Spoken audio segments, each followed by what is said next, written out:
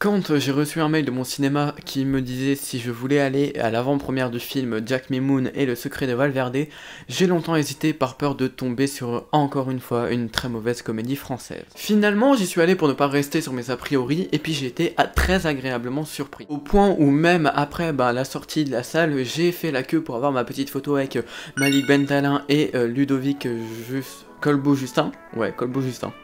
Si je commence déjà à me tromper sur les noms des réalisateurs, ça ne va pas le faire. Ça ne va vraiment pas le faire. Alors, j'en attendais pas grand chose de ce film Jack Mimoun et le secret de Valverde. Je m'attendais à une simple comédie française qui allait parodier excessivement les films d'aventure, et puis j'étais très surpris par la direction qu'a pris le film. Parce que non, ce n'est pas une parodie, c'est un véritable film d'aventure, français certes, avec de la comédie c'est vrai, mais un vrai film d'aventure qui fonctionne plutôt bien même, et qui a été écrit, je pense, qui a été pensé pour, à la base, proposer une véritable aventure, une véritable épopée à travers la jungle, plutôt qu'une comédie, disons, qui irait parodier, qui irait se moquer un petit peu du genre. Là, on voit très bien que ce n'est pas le cas, et c'est super bien.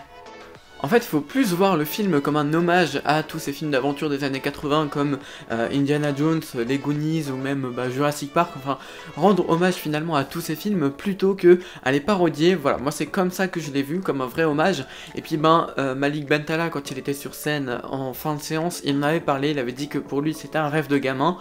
Je veux bien le croire parce que là on sent qu'il connaît les codes du film d'aventure, mais ça je reviendrai dessus plus tard. Mais on sent que voilà, son intention ce n'était pas du tout de se moquer et de parodier les films d'aventure.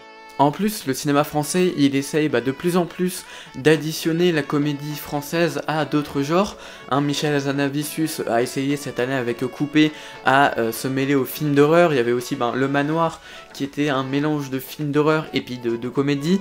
Et bien souvent, ça ne marche pas. Ça ne marche pas parce qu'on est excessivement toujours dans la parodie, à se moquer de ces styles de films qui sont très appréciés et qui, mélangés à la comédie française, ne fonctionnent pas super bien.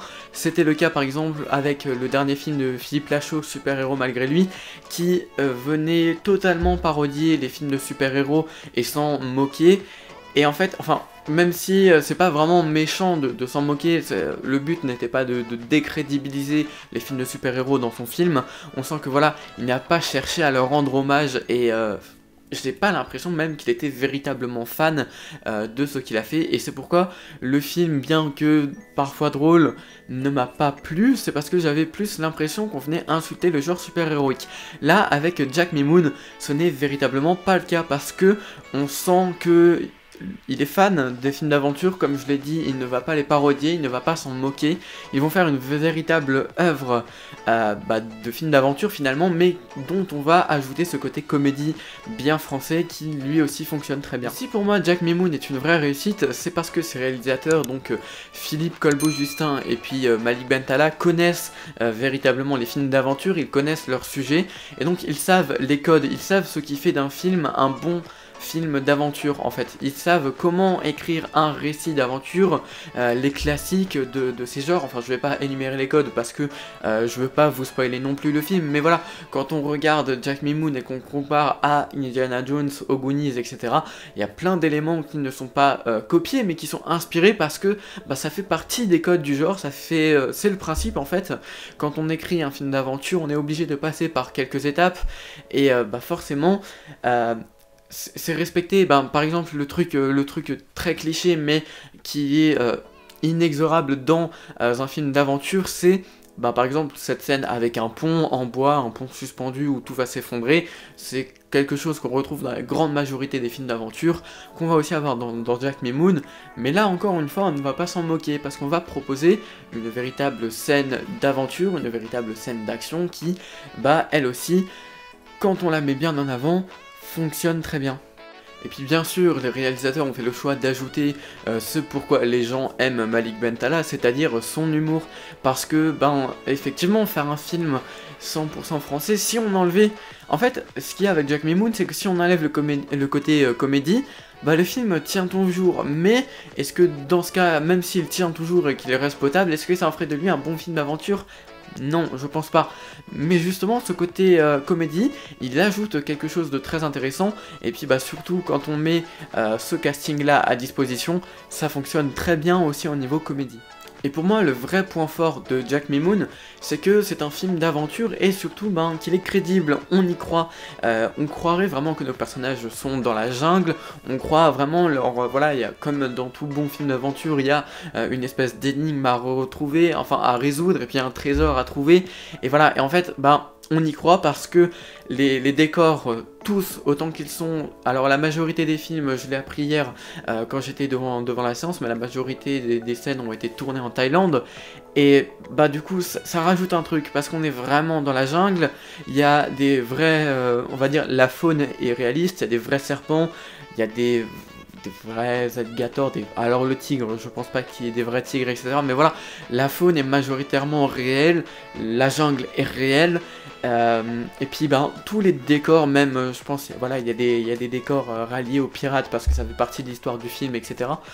Tous sont crédibles et font que on a l'impression d'être devant un véritable film d'aventure qui, en plus de ça, est très joli aussi en termes de décor pour un film français. Je pense qu'il faut le dire. Voilà, moi il y a en fin de film, sans vous spoiler, mais en fin de film il y a des nouveaux décors qui apparaissent et j'ai trouvé ça vraiment magnifique. Pour ceux qui connaissent Europa Park, il y a l'attraction Pirate in Batavia.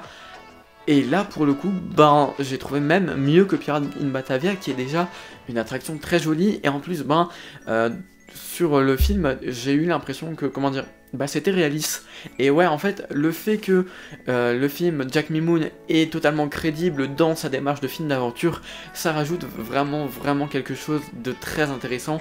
Et puis surtout, enfin, ça fait du bien d'avoir un film crédible dans cette démarche de promouvoir des comédies qui s'allient à d'autres genres, comme je l'ai dit avant avec le genre d'horreur et puis le genre super-héroïque, qui fonctionnent et qui sont potables et crédibles. Donc voilà, ce n'est pas un semblant d'aventure, c'est un réel film, c'est une véritable épopée à travers la jungle, à la recherche d'un trésor, et ça fonctionne parfaitement bien. Et là où j'étais déjà très étonné de la direction qu'a pris Malik Bentala et puis Ludovic Colbeau-Justin, mais je me trompe à chaque fois sur son nom, mais c'est pas possible, je suis désolé, voilà, si je regarde cette vidéo, je suis désolé.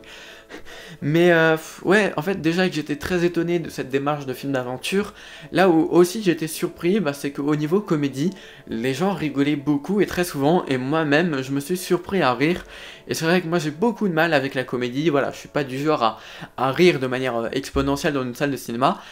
Et pourtant, là, ça a été le cas. Alors, je ne sais pas si c'est dû à l'euphorie de la salle qui a fait que, voilà, j'ai beaucoup rigolé parce que tout le monde rigolait, ou parce que j'ai véritablement trouvé ça drôle personnellement. Dans les deux cas, c'est une très bonne chose, ça veut dire que le film arrive à être drôle, et ça, comme je l'ai dit, c'est en partie grâce à son casting.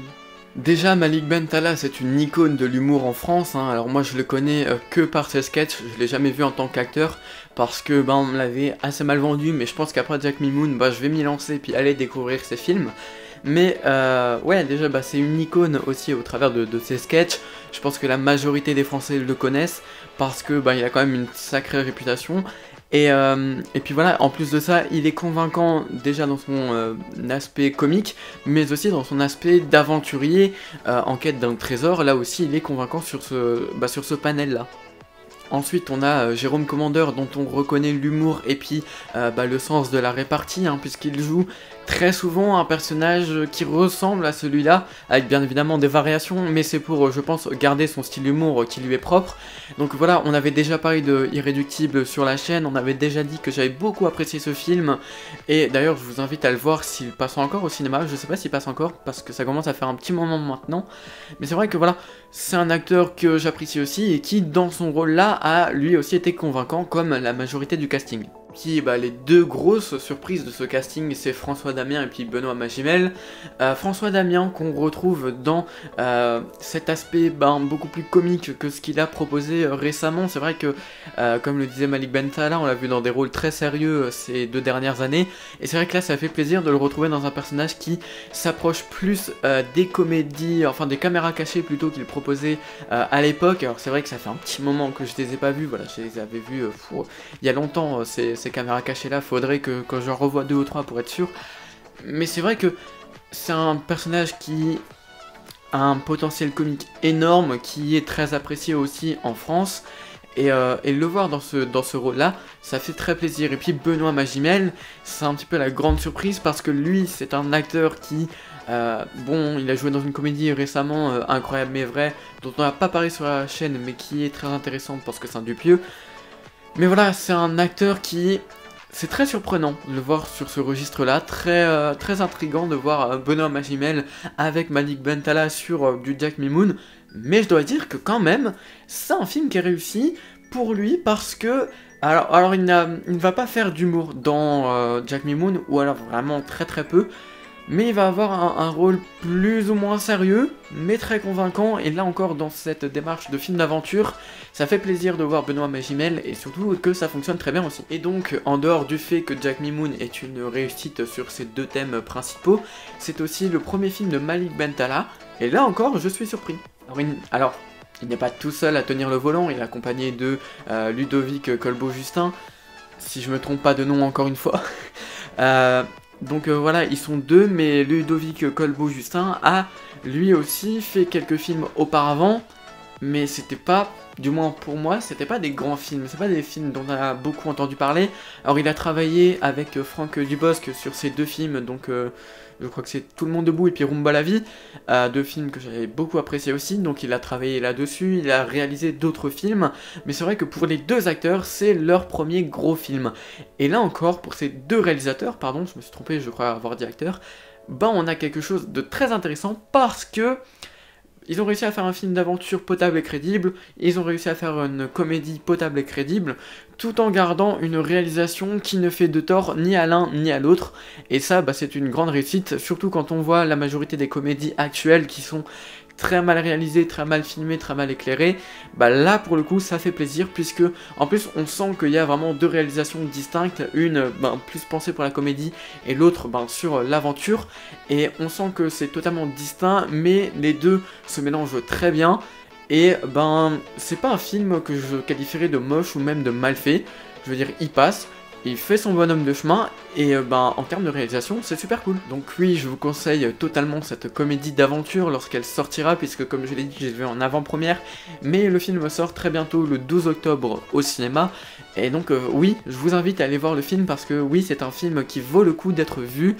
et surtout, je pense qu'il pourra plaire à pas mal de gens, et surtout que moi j'ai essayé de le vendre à certains potes pour l'avant-première, et tous m'ont dit non, je suis pas intéressé par la comédie, moi non plus, mais j'ai quand même fait l'effort d'y aller, sachant qu'au départ j'avais pas vraiment l'intention d'y aller, parce que moi aussi j'avais très peur de cette comédie française.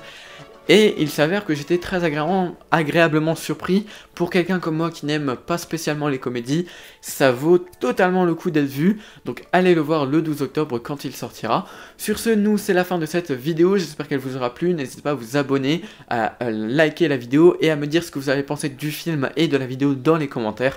C'était Hugo. Ciao!